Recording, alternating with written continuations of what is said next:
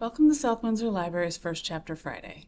I'm Miss Becky, and today we'll be reading Mr. Lemoncello's Very First Game, written by Chris Grabenstein and published by Random House, New York. It was the summer that changed Luigi L. Lemoncello's life, which, of course, led to millions of other lives being changed. The events of that long-ago summer gave rise to families made closer by games played late into the night or on rainy vacation days. It also ushered in a magical factory, a spectacularly futuristic library, dazzling contests, an unquenchable quest for knowledge, stupendous surprises, and fantastic fun unlike the world had ever seen or experienced. But we're getting ahead of ourselves. In 1968, Luigi had just turned 13. He was the sixth of the 10 Lemoncello children. His older brothers and sisters were all super serious, super talented, straight-A students. Luigi, on the other hand, loved making up stories. He loved solving puzzles, and he really, really loved playing games. Everyone said he was, well, different, maybe even peculiar, definitely odd. On weekends, Luigi's father ran the projector at the Willoughby Bijou Theater on Main Street in Alexandriaville, Ohio. Whenever there was a Saturday matinee for kids, Mr. Lemoncello would sneak his children up to the projection booth with him. It was the only way the whole family could afford to see movies, for free. The Lemoncello kids would take turns peering through the small window next to the clanking movie projector. They'd each watch for a few minutes and then tell their brothers and sisters what had happened. The millionaire was boxing with the bad guy, Luigi said, after his turn at the window. And then he added his own spin. That's when a kangaroo hopped into the ring, he told his brothers and sisters. A kangaroo? Exclaimed the youngest Lemoncello, Sophia.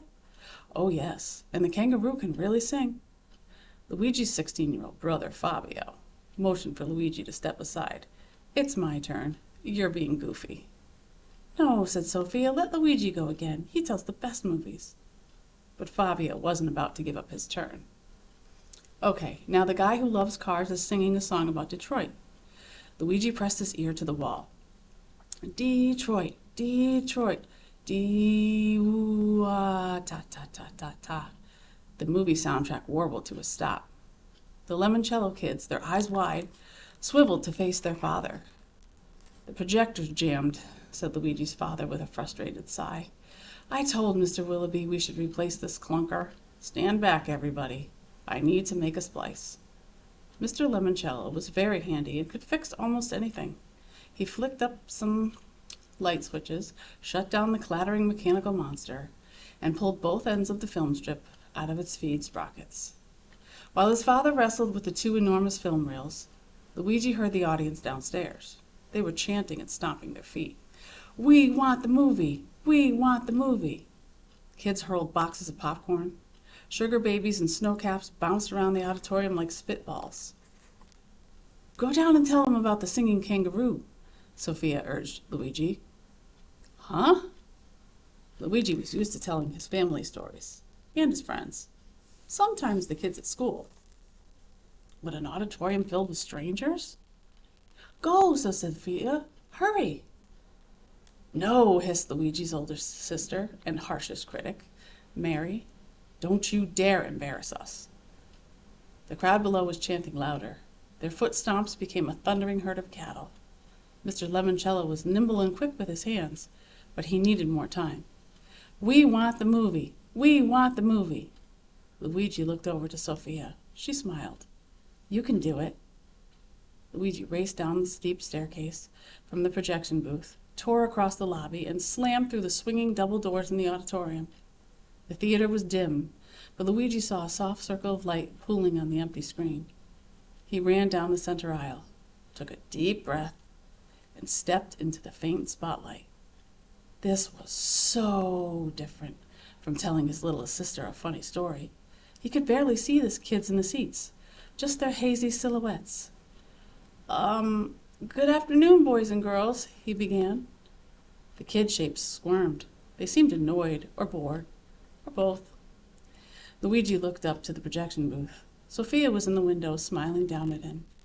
He had to do something.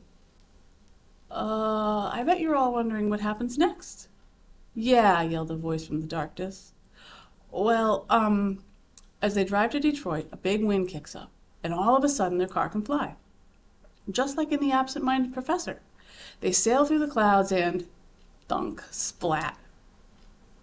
A half-empty Pepsi cup smacked Luigi in the face. Sticky brown syrup dribbled down his nose. Sit down, weirdo, shouted a blond boy in the middle of the auditorium. He looked to be about 15. The girl next to him squirmed in her seat. Leave him alone, Chad. Luigi figured he had two choices. He could run away, or he could stay and try to change the story he was suddenly starring in. Maybe even make it funny.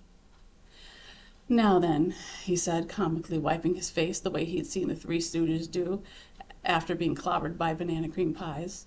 Where was I? Blocking the screen, shouted the guy named Chad. Who do you think you are, anyhow? Good question, thought Luigi. Who was he? Nobody, really. Well, do you know who I am? The Mad Pepsi Bomber? The crowd laughed. No, weirdo. I'm Chad Chiltington. And my best friend is Jimmy Willoughby. His old man owns this movie theater. How'd you sneak in here? You don't look like you could afford to buy a ticket. I'm going to report you to Mr. Willoughby. Uh-oh, thought Luigi. If Chad Chiltington did that, Luigi's father could lose his projectionist job. I'm sorry, I was just trying to... Suddenly, the light flickered on the screen. Warbly music slid up to speed, and the movie started. His dad had saved the day. The kids in the auditorium cheered. Chad Chiltington draped his arm over his girlfriend's shoulders. He also snagged her Pepsi cup, since he didn't have one anymore. He had forgotten all about Luigi Lemoncello. Well, Luigi sure hoped he had. Thank you for joining me. I hope you enjoyed the first chapter of Mr. Lemoncello's very first game.